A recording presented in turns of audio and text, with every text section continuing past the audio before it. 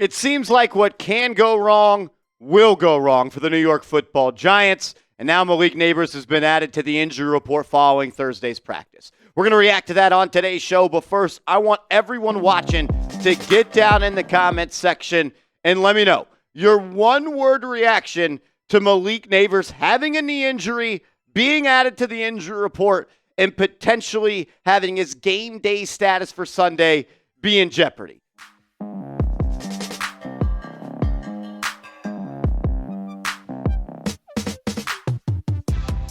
You're watching Giants Now by Chat Sports. I am your host, Marshall Green, and my one-word reaction to Malik Nabers being added to the injury report is what the hell? Really? It's WTF, because it seems like everything goes wrong for this football team. You go out and add a dynamic playmaker. You can't get him the ball week one, and then as you prepare to play the Washington Commanders, the worst secondary in the National Football League, Malik Nabers is on the injury report, and it sounds like at least it's something a little bit serious. Connor Hughes, who covers this football team for SNY, tweeted out that Malik Nabers popped up on the injury report as limited with a knee injury. That means he was hurt in practice. And he added, he seemed a little off today. This is absolutely worth monitoring and could be a huge blow this late in the week. Jordan Renan tries to have a little bit more optimism looking at the injury, saying rookie receiver Nabers was listed as limited on the injury report. He was in the locker room after practice with nothing on his knee and spoke with the media. So Renan putting a little bit of water on the fire of concernedness for New York Giants fans when it comes to Nabers. Look, I don't know who to believe, and I'm just going to believe he's going to be okay until I see that he is questionable or whatever his designation is going to be when the official injury report comes out this Friday for the Giants. It is that injury report that will tell us if he is questionable, doubtful, or out. If he's listed as questionable, then yeah, we can all freak out together because that would be absolutely horrible for the New York Giants. Look, you're going up against a team in the Commanders who has been graded out, it seems like, every single week since the beginning of 2023 as one of the worst secondaries in football. And look, you need Nabers out there. He's really, really your best offensive player outside of Andrew Thomas.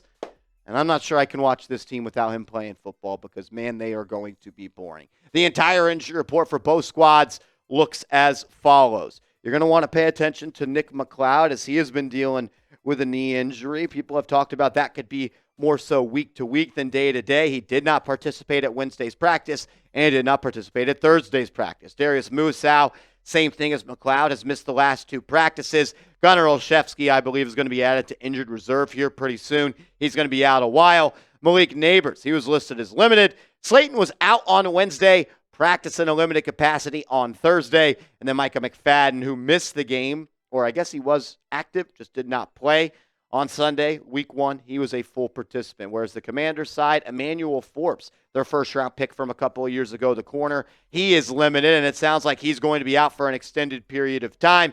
Jerzon Newton, he is limited, and the rest of the guys, Coleman, Owens, Brian Robinson, and Trent Scott, they were all full participants at Thursday's practice. If you want Malik Nabers to play this Sunday, if you want him to be all right, the knee injury not a thing, go down right now and hit that thumbs up icon. Let's get the good vibes rolling. We all want to see number one out there making plays. Do your part. Hit that thumbs up icon, and let's hope he's all right.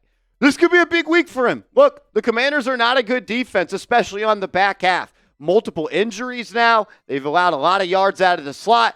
Nabers is most likely going to play in the slot this week if he is able to play. This could be a big week for him and the rest of the wide receivers. We'll talk about that around the corner. But first, I got to give a major shout out to today's sponsor, Game Time. If you're looking for last-minute tickets to go watch the Giants, you want to go see the Mets or the Yankees this summer, or maybe be ready for the NBA season and go watch the Knicks, download the Game Time app, create an account, use the promo code ChatSports, and get $20 off your first purchase where terms do apply. Game Time is the best ticketing app that there is. You get the best seats for the lowest prices guaranteed. Prices actually drop as the events get closer. So if you're a procrastinator, kind of like I am, Game Time is the app for you. You also get to see your view of the seat from inside the app. You get to access your tickets from the phone, and it's very easy to resell your tickets as well. The two features that I always use with Game Time, the all-in pricing. That way, the price you see is the price that you pay. No hidden fees when you get to checkout. And also that Game Time Picks. It's brand new, and it makes going to watch and going to buy tickets to your favorite team, your favorite concert, your favorite band, comedian, whatever it is, it's much easier to go see your favorite people perform. And you can get $20 off with that promo code ChatSports. So download the app. Game Time. Go into your app store. Download it. Create an account. Use the promo code ChatSports. That's ChatSports and get $20 off your first purchase where terms do apply. What time is it? It's game time, ladies and gentlemen. Go get your tickets today. Last-minute tickets. Best seats, lowest price guarantee. Shout out to Game Time for being a sponsor. All that information will be clickable down in the comments and description of today's show. To kind of just put a little bit more color to the picture of the Washington Commanders secondary, listen to these stats. The Commanders' coverage grade on PFF last week was 37.5. It was the last in the NFL. The team that ranked 31st had a 46.8 coverage grade, so almost 10 points more than the Washington Commanders. If there was ever a week for the Giants' passing offense to look good, it is no doubt it's going to be this week against the Washington Commanders. Jacob Gibbs also added this: since the start of the 2023 season, no cornerback in the NFL has allowed more receiving yards than Washington's Benjamin St-Juste in Week 1. The Commanders allowed 139 receiving yards to slot wide receiver. Mike Evans, Chris Godwin, and Jalen McMillan all caught their TDs coming out of the slot. Next up, the New York Giants. And their slot receiver, Wan'Dale Robinson. He operates out of the slot more than anybody on this football team. And Daniel Jones, he loves to check it down to Wan'Dale Robinson. He targeted him 12 times last week. Only allowed six catches on 12 targets for 44 yards. Not great, but going up against a Commanders defense that allows a lot of opportunities for slot receivers, maybe it could be a big game for Wan'Dale Robinson. With Darius Slayton still on the injury report, the Giants are already going to be wounded at that wide receiver spot. He's dealing with a concussion. I think he's on track to potentially play, but when you factor him being limited all week, then Malik Nabers now being limited with a knee injury, not sure if that's just magically going to get better by the time of Sunday, you're going to need someone to step up, and maybe it could be 13, because Jalin Hyatt didn't even play all that much versus the Minnesota Vikings in Week 1. Just 16 offensive snaps, only one target. It was the pass over the middle. Ball was a little high, but I'm going to call that a drop for Jalin Hyatt. He's a good enough player to haul that in. I think if you asked him after the game, should he have caught it, he would have said absolutely. Let's turn the clock back to last year. What happened Week 2 when the Giants got blown out by the Cowboys and they traveled to go play the Cardinals? Who was the guy that ultimately saved that season?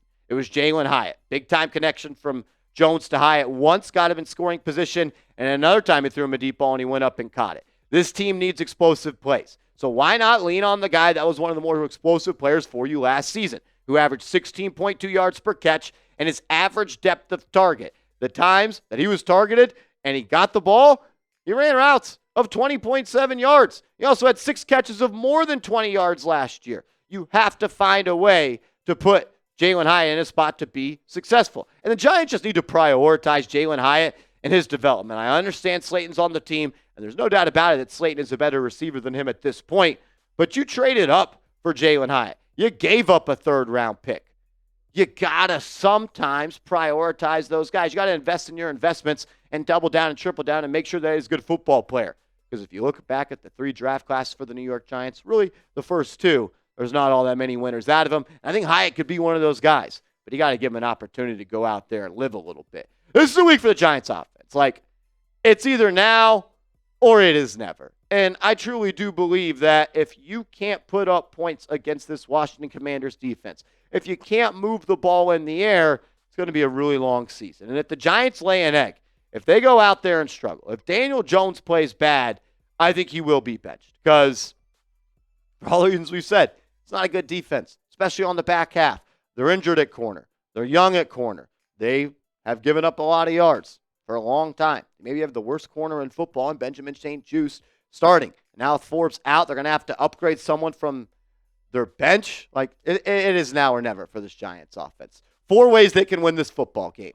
Daniel Jones, go do it. You're 5-1-1 in your career against the Commanders. You haven't lit them up all that much through the air, but you found ways to win. And at the end of the day, that's the most important job for a quarterback.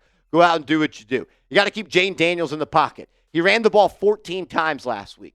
On the design runs, 7 times. He had 13 yards on those design runs. He also scrambled 7 times. He had 77 yards on scrambles. So let him call the design runs. Rally, tackle, just keep him in the bucket, keep him in the pocket. He's at best when he gets outside and he starts to improvise. You got to control the line of scrimmage. Dexter Lawrence, Brian Burns, we need you. Dexter Lawrence was awesome last week. Brian Burns had just 1 pressure. $150 million in a second-round pick. He's got to be better. And Kayvon Thibodeau, throughout his career, he has played his best football against the Commanders. What about the game that clinched the Giants the playoffs or didn't clinch, but ultimately got them in there in that 2022 regular season? Forced a fumble, scoop and score. We need number 5 to have a big game. 0 pressures last week. He was not on the stat sheet. We need him to very much so fill it up this week. Who do you got? Who is going to win this football game? I'm calling it a must-win for the Giants. Because if they don't win, and you thought it was ugly in the media this week, it is only going to get worse if you head home and you're 0-2 playing the Commanders with the Cowboys coming up next week. NYG, WAS, let me know what you think. And hit me up on social media. I'm on Twitter, @MarshallGreen_. I'm on Instagram, @MarshallGreen_. Give me a follow over there, and let's go Big Blue.